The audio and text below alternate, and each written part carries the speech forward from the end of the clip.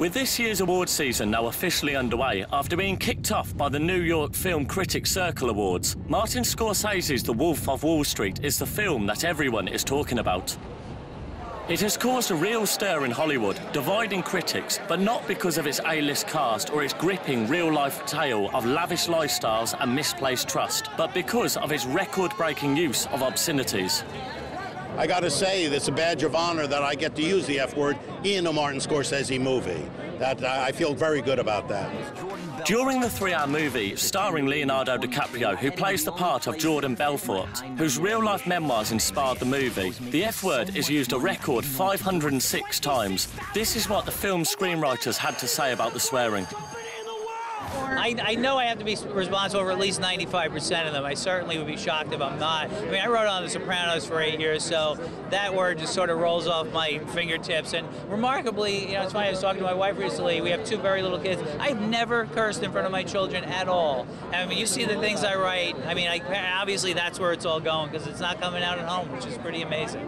One day I'm going to snap, though. Martin Scorsese, best known for his work on the globally renowned mafia flick Goodfellas and Oscar award-winning crime thriller The Departed, is no stranger to his work being put on the pedestal for its raw language. We've had that problem since Mean Streets and Raging Bull and Goodfellas, but you know, the language is part of that excess.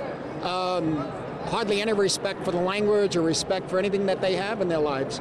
So that's the profanity of the film, and one has to live with that, I think. I know that some people might be offended, and I understand that, and I hope that maybe in the future they'd revisit it and see for what it is. I hope. The film has divided critics, with some saying it glorifies greed and gives false portrayals of sex, money and drugs, while others say its disrespectful attitude is just a bit of fun. This film is groundbreaking in some ways, and I feel the same. I mean, we took a lot of chances. It's offended some people, but it's a reflection of our very culture right now. And I think that we were honest in the portrayal of this world and the debauchery and the hedonism that came with it.